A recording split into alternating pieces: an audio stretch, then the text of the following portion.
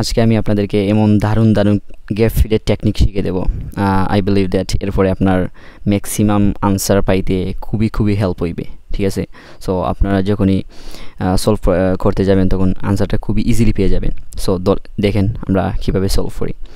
এখান দেখেন কেমব্রিজ 10-এর এই যে আমরা যদি এটাকে আমরা কিওয়ার্ডস হিসেবে ধরি 1916 অ্যান্ড এটাকে আমরা ধরলাম কিওয়ার্ডস হিসেবে 2001।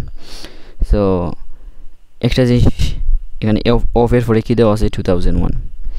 এখন আমরা পেসেজে যাই, এই যে এখানে দেখেন 2001 আর এখানে কী দেওয়া আছে ডেট। মনে রাখবেন গ্যাপ ফিলের ম্যাক্সিমাম আনসার হুইচ এবং ডেটের পূর্বে হয়, হুইচ এবং ডেটের পূর্বে ম্যাক্সিমাম আনসার হয়। এই যে এটা আনসার কি আর্থকুয়েক এবং এরপরে কি ডেট, দেখছেন মিলছে? ওকে, দ্য নেক্সট কোয়েশ্চেন। এখানে দেখেন একটা টেকনিক শিখাই দেই। এটা কি ড্যাশের পরে কী দেওয়া আছে প্রডিউস। আমরা জানি একটা প্রডিউসারটা ভার্ব, এটা সবাই জানি। সো প্রডিউসের পরে কি এস দেওয়া আছে? না, প্রডিউসেস নাই। সো আমরা কি দেওয়া আছে প্রডিউস শুধুমাত্র। সো আপনি মনে রাখবেন গ্যাপ ফিলের পরে যখন ভার্ব থাকবে, এটা আপনি লিখে রাখবেন, ঠিক আছে। গ্যাপ ফিলের পরে যখন ভার্ব থাকবে এবং এর ভার্বের সাথে যদি এস বাই এস না লাগাল থাকে তখন আপনার এখানে যে আনসারটা হবে এখানে কি থাকবে, এই আনসারের লাস্টে এস লাগাই থাকবে, ঠিক আছে। তো আমরা আনসার পাইতে খুবই সুবিধা হইবে, কারণ আমরা দেখব যে কোন ওয়ার্ডের শেষে এস লাগানো আছে।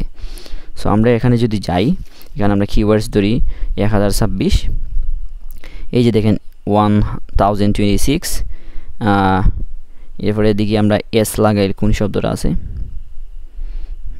ডিসপ্লেস হলমার্কস, আর আমরা তো স্টেপস পাওয়া লাগবে। Architecture including 4 sides of steps, এই যে এখান দেখেন সাইডস দেওয়া আছে, সাইডে সে এস।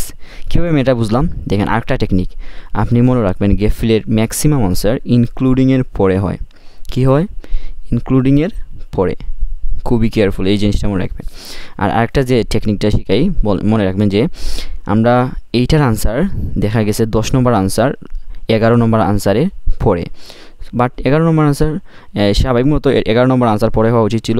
মনে রাখবেন যখন দুইটা এক লাইনে দুইটা গ্যাপ ফিল হয়, এই লাস্টেরটার আনসার ম্যাক্সিমাম টাইম কি পূর্বে হয়, ঠিক আছে, আর প্রথমটার আনসার লাস্টে হয়।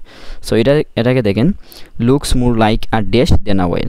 আচ্ছা, আমরা জানি এ একটা কি নাউন, সো সরি আর্টিকেল। এর পরে যেহেতু গ্যাপ দেওয়া আছে তাইলে আমরা এরপরে কি বসবে, ভাওয়েল না কনসোনেন্ট? আমরা জানি ভাওয়েল কি এ E I O you.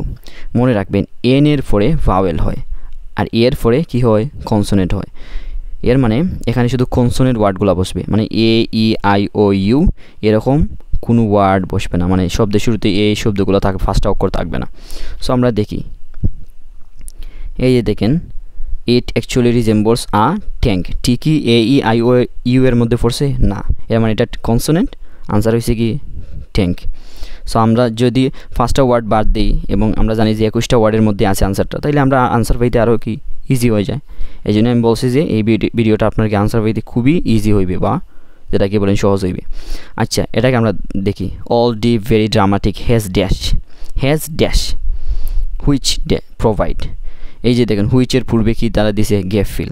So আমরা শিখছিলাম ডেট এবং হুইচের আগে বেশিরভাগ আনসার হয় এবং ইনক্লুডিংয়ের পরে আনসার হয়। সো আমরা দেখি পাই কি না আনসারটা, কোথায় ওল্ড ড্রামাটিক দেওয়া আছে, এই যে ওল্ডেস্ট চিপেস্ট, এরপরে 11 স্টোরিজ, এটা আমরা পাইছি, ঠিক আছে, পাই নাই, এই যে 11 স্টোরিজ পাইছি। সো এরপরেই তো 11 stories resulting in striking pattern on the 4 side verandas which. So মিলছে নি ভাই আমার টেকনিকটা? ভেরান্ডাস এর পরে কি হুইচ। আমরা শিখছি যে হুইচ এবং ডেটের আগেই বেশিরভাগ আনসার হয়। সো আমি এটাও মিলিয়ে দিছি, তাই না? আচ্ছা, এখানে দেখেন কি দেওয়া আছে, হ্যাজ 2 ড্যাশ লেভেলস, 2টা কি লেভেলস। এখন যদি আমরা জাস্ট 1700 ধরে নিই, কিওয়ার্ডস ধরে আমরা পেসেজে চলে যাই, 1700 ধরলাম। এখন আমরা 2 দেখি কয়ে আছে, এই যে 2।